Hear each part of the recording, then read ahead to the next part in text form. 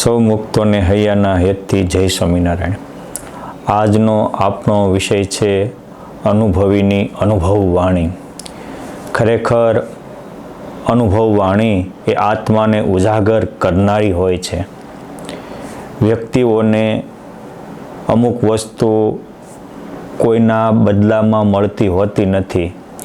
એક ભોજન, બીજું ભજન, ત્રીજું મરણ, ચોથું પરણ અને પાંચમો અનુભવ. આ ઉછીના ન મળે. ભાઈ ખાય તો બાઈનું પેટ ખાલી રહે અને બાઈ ખાય તો ભાઈનું પેટ ખાલી રહે. જે જમે એનું પેટ ભરાય. એમ જે અનુભવ કરે એને આનંદ થાય. પોઈન્ટ 2 કે ભજનની જેમ જ ભોજનની જેમ જ ભજન પણ એવું છે. એ જે કોઈ મહાપુરુષો થયા એને ભજન કર્યું તો એને એવો મહા આનંદ આવ્યો. યોગ સમ્રાટ ગોપાળાનંદ સ્વામીને નિષ્કુળાનંદ સ્વામીએ પૂછ્યું હતું કે બધા જ આ સત્સંગના નોરમાં ચાલ્યા જાય છે તો કોઈને ન્યૂનાધિક પ્રાપ્તિ થાય? ત્યારે સ્વામી શ્રી કહે કે પર્વત બાપા, શિવલાલ શેઠ, મુક્તાનંદ સ્વામી, સદાનંદ સ્વામી, સ્વરૂપાનંદ સ્વામીની જેમ જે અધિક ભજન કરશે એને અધિક પ્રાપ્તિ થશે અને અધિક અલૌકિક આનંદની અનુભૂતિ થાય છે. આ આપણું કરેલું જ આપણને મળે છે. જેમ આપણે જમેલાથી આપણું પેટ ભરાય એમ આપણે કરેલા ભજનથી જ આપણને પરમાનંદની પ્રાપ્તિ થાય છે. ભજન ઉછીનું હાલતું નથી. એ જ રીતે માણસને પરણવું હોય તો પાટીએ પોતાને જ બેહવું પડે. કામ આવી જાય અને પોપટને પાટે બેહારી દે તો રમેશ વાંઢો રહે. માટે એ પરણ પણ પોતાને કરવાનું હોય અને મરણ પણ ઉછીનું હાલે નહીં. જ્યારે જેનો સમય આવે ત્યારે એ શાંત થઈ જાય. એમાં કોઈનું કશું જ ચાલતું નથી. એ જ રીતે અનુભવ પણ ઉછીનો હાલતો નથી. આ દરેક અનુભવી પુરુષોએ પોતાના જીવનમાં કોઈ મોટા પુરુષે બતાવેલા રાહ મુજબ ચાલીને અનુભવ અપનાવ્યો છે અને અપનાવ્યો છે એટલે એને ઘરની અનુભૂતિ થઈ છે. આજ મારે તમને એવી અનુભૂતિવાળા પુરુષોની અમુક અલૌકિક ટૂંકા પ્રસંગો કહેવા છે. ગોપાળાનંદ સ્વામી કહેતા કે યુવાની તપેલું લોઢું છે. જેમ તપેલા લોઢાને જે રીતે વાળો એ રીતે વળે અને ઉત્તમ ઘાટ ઘડાય. એ જ રીતે યુવાન અવસ્થામાં માણસ એ જે ધારે એ કરી શકે. કેમ જે યુવાની એ જીવનનો સુવર્ણ કાળ છે. યુવક, કિશોર કે યુવક જો પોતાના જીવનમાં ધારે કે મારે ઈશ્વરનો અનુભવ કરવો છે, બ્રહ્મનો સાક્ષાત્કાર કરવો છે, અથવા તો જે કોઈ ફિલ્ડમાં જે કોઈ ધારે એ સફળતા 100% મેળવી શકે. માટે યુવાની એ જીવનના સુવર્ણ કાળ છે. આ સુવર્ણ કાળને માણસે સદુપયોગ કરીને અશક્યનું શક્ય બનાવ્યું છે. અનેક લોકો યુવા અવસ્થામાં સારા નિર્ણય લઈ અને લાખોના લાડીલા બન્યા છે. એ મોટીબા લાડુબા પૂજા કરતા હતા. એના બાપુ કહે છે કે મોટીબા ગઢપણમાં ગોવિંદના ગુણ ગવાય. અત્યારે આ પૂજાપાઠ મૂકી દો. ત્યારે જે મોટીબા બોલ્યા એ ભક્ત ચિંતામણીમાં નિષ્કુળાનંદ સ્વામીએ લખ્યું છે કે પિતા સાંભળી લો કાન ખોલીને, નહીં આ દેહનો વિશ્વાસ, ક્યારે થઈ જાય એનો નાશ. માટે એવી વાત ન કહેવી, નથી મૂર્તિ મૂકવા જેવી, વૃદ્ધપણને વાયદે રહેવું, નથી ગમતું તાત અમને એવું. અને આપણને એમ જ થાય છે કે આપણે જઈને અમરપટ્ટો લઈને આવ્યા હોય. આ એક અનુભવીનો અનુભવ છે. જેમ કિશોર અવસ્થામાં વ્યક્તિની શારીરિક વિકાસ થાય છે એ જ રીતે બૌદ્ધિક અને માનસિક પણ પૂર્ણ રીતે વિકાસ થાય છે. માટે આ અવસ્થામાં જે યુવાન સાચો નિર્ણય લે એને બ્રહ્મરૂપ થતા વાર ન લાગે, ભગવાનનો ભેટો થતા વાર ન લાગે, યુગો સુધીનું અમરપદ મળતા વાર ન લાગે. યુવાની જીવનનો પરોઢ સમય છે.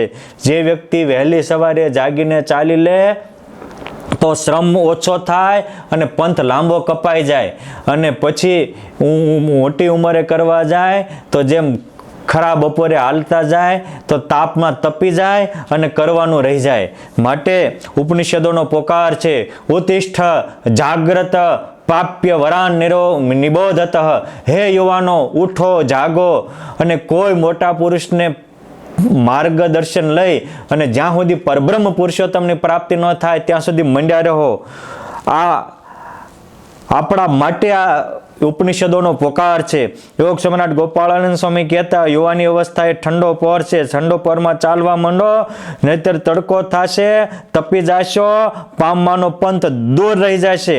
આ વિશ્વમાં પ્રત્યેક વ્યક્તિને યુવાની મળે છે, પરંતુ કોક જ યુવાન એ યુવાનીને સાર્થક કરે છે.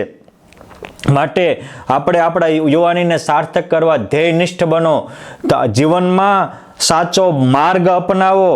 જે વ્યક્તિ 18 થી 20 વર્ષની ઉંમરમાં ધ્યેયનિષ્ઠ બને છે અને 21 થી 30, 35 વર્ષ સુધીમાં પ્રબળ પુરુષાર્થ કરે છે, એ જ વિજયને વરે છે, એ જ સફળતાને વરે છે, એ જ લાખોનો લાડીલો બને છે. વિલિયમ્સ પિન્ટ 24 વર્ષે ફ્રાન્સના વડાપ્રધાન બન્યા ત્યારે 17 વર્ષનો નોન્ટર કહે, મેં જીવનમાં કાંઈ ન કર્યું. આ 24 વર્ષે વડાપ્રધાન બન્યો. આ એની ધગજ જોઈને એ પણ 20 વર્ષે ફ્રાન્સનો સર્વશ્રેષ્ઠ વડાપ્રધાન બની અને ફ્રાન્સની અલૌકિક ક્રાંતિ સર્જી હતી. પ્રત્યેક મહાન પુરુષોએ નાની ઉંમરમાં ઉત્તમ નિર્ણય લીધા, એટલે જ એ મોટા થઈને મહાન બન્યા છે. પ્રત્યેક ક્ષેત્રમાં મહાન બનવા માટે યુવાની એ લીલી ઝાજમ પાથરેલી હરિયાળી છે. માટે આ હરિયાળીમાં જળક્રાંતિ થશે, જીવનની ઉત્તમ અવસ્થા પ્રાપ્ત થશે. એડિશન આજ આખું દુનિયા નામ જાણે છે, પણ એની 18 વર્ષની ઉંમરે શોધ ચાલુ કરી અને 16 વર્ષ સુધી નોનસ્ટોપ શોધ ચાલુ રાખી, ત્યારે આ વીજળી પ્રગટ થઈ અને વીજળીના બલ્બમાંથી વિશ્વ ઝળહળી ઉઠ્યો. આજ આપણે સ્વિચ ઓફ કરીએ તો લાઇટ જાય છે, ઓન કરીએ તો લાઇટ કે પંખા કે એસી બધા ચાલુ થાય છે. પરંતુ એ વીજળીને પ્રાપ્ત કરવા યુવા અવસ્થામાં એડિશને 16 વર્ષ આપ્યા હતા, ત્યારે આ થયું હતું. આપણે તે ઝાડવા હેઠે બેઠા હોય ને, કેરી કે સફરજનના ફળ પડે તો આપણે તો મિત્રને બોલાવીને ખાઈ જાવી, પણ એ ન્યૂટન 17 વર્ષની યુવા અવસ્થામાં બેઠો હતો ને, ફળ હેઠું પડ્યું, એને વિચાર્યું કે હેઠું જ કેમ પડ્યું, ઉપર કેમ ન ગયું. આ એક સદવિચારને કારણે એને ગુરુત્વાકર્ષણની શોધ કરી અને એના કારણે જ આજે અનેક બીજા સંશોધનો થયા. માટે જેને કંઈક પામવું હોય એને એની યુવા અવસ્થામાં સારો નિર્ણય લેવો જોઈએ. આઈન્સ્ટાઈને 17 વર્ષની ઉંમરે સાપેક્ષનો સિદ્ધાંત શોધી આખા નવા જગતને શોધવાનો નવો માર્ગ બતાવી આપ્યો. માત્ર 16 વર્ષના જ્ઞાનેશ્વરી ગીતા લખી અનેકનો આધ્યાત્મિક માર્ગ ઉજવાળ્યો છે. સંત પદ્મિનીએ માત્ર 16 વર્ષની ઉંમરે 1000 પંક્તિનો ઉત્તમ કાવ્ય રચી વિશ્વનો રેકોર્ડ તોડ્યો હતો. આ બધાની તમે જુઓ, શ્રેષ્ઠ તત્વચિંતક મહર્ષિ અરવિંદ 18 વર્ષની ઉંમરે સ્કૂલમાં અનેક પારિતોષિક પ્રાપ્ત કર્યા અને પછી ભગવાનને પામવા માટે પોતાની જીવન ઝંપલાવ્યું અને બ્રહ્મનો અનુભવ કર્યો. આજે એ તત્વચિંતકમાં એનું નામ ગણાય છે. શંકરાચાર્ય મહારાજે માત્ર 16 વર્ષની ઉંમરે તો પ્રસ્થાનાંતરી ઉપર ભાષ્ય રચ્યું હતું અને પછી વિશ્વ વિજય કરવા મોકલ્યા. 32 વર્ષની ઉંમરે તો એને ભારતના ચારે ખૂણે 4 પીઠોની સ્થાપના કરી અને વૈદિક ધર્મનું પુનઃસ્થાપન કર્યું હતું. વલ્લભાચાર્યજી મહારાજ થયા. 16 વર્ષની ઉંમરે ભગવાનનો સાક્ષાત્કાર કર્યો અને પછી ભક્તિ માર્ગની સ્થાપના કરી અનેકને ભગવાનના માર્ગે ચડાવ્યા છે. આ એક મહાપુરુષોની આવી અલૌકિક દિવ્ય ગાથાઓ છે. સ્વામિનારાયણ સંપ્રદાયના ભગવાન વ્યાસ કહી શકાય એવા વ્યાસાવતાર નિત્યાનંદ સ્વામીએ 16 વર્ષમાં કાશીમાં જઈને દરેક વિદ્યા ઉપર પારંગત થયા.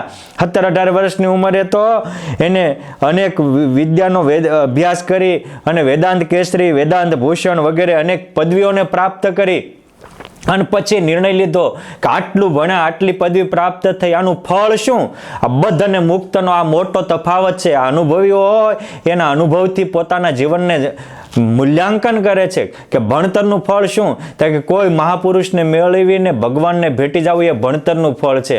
આપણે તો કંઈક થોડાક પારિતોષિક મળે, થોડીક કારકિર્દી મળે એટલે કંચન કામિનીની કીર્તિના ગુલામ બની અને જિંદગી કીડાની જેમ વેડફી નાખીએ છીએ. આ મોટા પુરુષોને અનુભવ વાણી છે. યોગ સમ્રાટ ગોપાળાનંદ સ્વામી એ પણ 17 વર્ષની ઉંમરે અનેક સદગ્રંથોનો અભ્યાસ કરી કાશી ગયા, ત્યાં દરેક વિદ્યામાં પારંગત થયા અને પછી પછી આખા ભારતભરની યાત્રા કરી. 18 વર્ષની ઉંમરે તો એને પોતાના ગામમાં સ્કૂલ સ્થાપી. પોતે પંડ્યા થઈ માંડી નિશાળા આવ્યા ભણવા. ત્યાં નાના બાળ તેને ભણાવે છે, થોડું ઘણું કરાવે. ભજન સ્વામી તણું કરતા બાળક સ્વામીનું ધ્યાન થયા. સર્વે સમાધિવાન કરે અલૌકિક આવી વાત, સુણી સૌ થાય રળિયાત.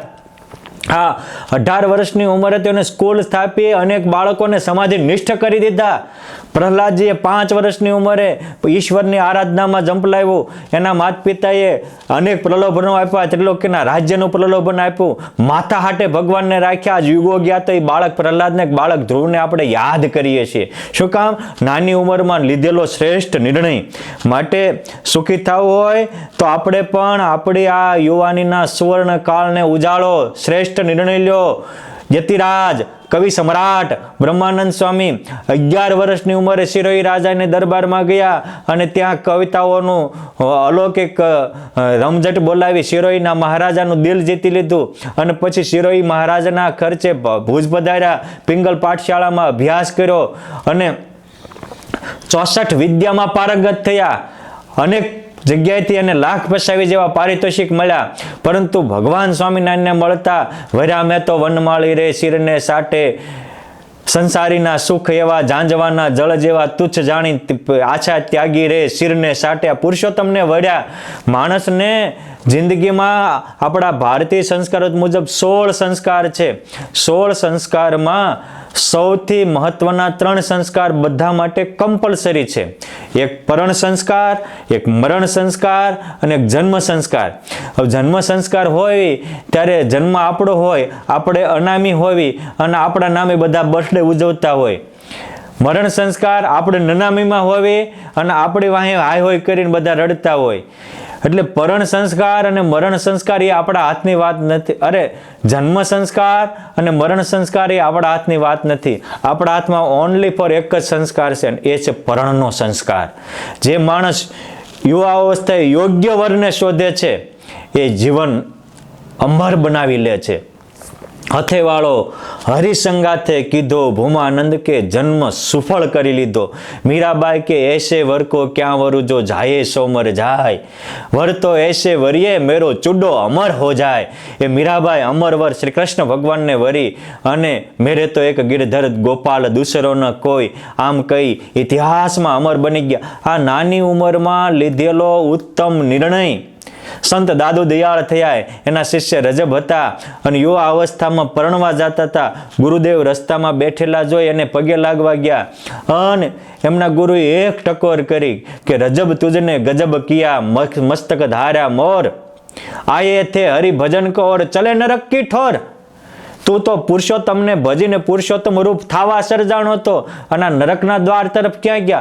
અને એ વ્યક્તિ જાગી ગયો, ભગવાનમાં લાગી ગયો, ઇતિહાસમાં અમર બની ગયો. ઉઠ જાગ મુસાફિર ભોર ભયો અબ રેન કહા જો સોવત હે, જો સોવત હે વો ખોવત હે, જો જાગત હે સો પાવત હે.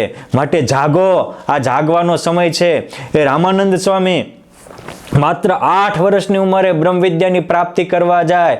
એ 14 વર્ષની ઉંમરે બ્રહ્મનો સાક્ષાત્કાર કરે. એ 21 વર્ષની ઉંમરે પરબ્રહ્મનો સાક્ષાત્કાર કરે. એ 27 વર્ષની ઉંમરે તો સ્વામિનારાયણ સંપ્રદાયના શ્રી ગણેશ સ્થાપે. આ નાની ઉંમરમાં લીધેલા નિર્ણયો છે. ભગવાન સ્વામિનારાયણે પણ પોતાના જીવનમાં અપનાવીને કહ્યું છે. પોતે 11 વર્ષની ઉંમરે ગૃહ ત્યાગ કરીને નીકળી ગયા. એ કહે છે કે તમારી જીવનમાં કંઈક પામવું હોય તો નાનપણથી સાધના આરાધના શરૂ કરો. મોટા થશો પછી અનેક વિટમણામાં ટેન્શનમાં ગૂંચાઈ જશો, કાંઈ નહીં થાય. માટે આ અનુભવી પુરુષની અનુભવો વાણી સાંભળી આ એક મોટા પુરુષના પગલે, આ તો મેં ખાલી એક્ઝામ્પલ આપ્યા છે. આ દરેક મોટા પુરુષોમાં એ ફિલ્ડ ભૌતિક ક્ષેત્રનું હોય કે આધ્યાત્મિક ક્ષેત્રનું હોય, પણ યુવાનીમાં યોગ્ય નિર્ણય લઈ અને પ્રબળ પુરુષાર્થ કર્યો છે અને એના પરિણામ રૂપે એ આજે વિશ્વમાં સૂર્યની જેમ ઝળહળે છે. હે પ્યારા યુવાનો, તમારો જન્મ પણ આ વિશ્વમાં સૂર્યની જેમ ઝળહળતા બનવા માટે છે. કાદવની જેમ કીચડ થઈને કચરાઈ જવા માટે નથી. માટે તમે પણ ઉપનિષદનું આ વાક્ય ઉત્તિષ્ઠ જાગ્રત પ્રાપ્ય વરાન નિબોધત. આ વાક્યને સાર્થક કરો અને તમે પણ તમારો ધ્યેય નક્કી કરી અને જીવનને ઝંપલાવી તમારા જીવનને પણ ઉજાળો અને મનુષ્ય જન્મ સાર્થક કરો. જે હેતુથી ભગવાને આ મનુષ્ય જન્મ આપ્યો છે એ હેતુ સાર્થક થાય એવી શક્તિ, ભક્તિ અને સાચી સમજણ પરમ કૃપાળુ પરમાત્મા તમને પ્રદાન કરે એવી એમના પાવન ચરણોમાં પ્રાર્થના. અસ્તુ. ધન્યવાદ. જય શ્રી સ્વામિનારાયણ.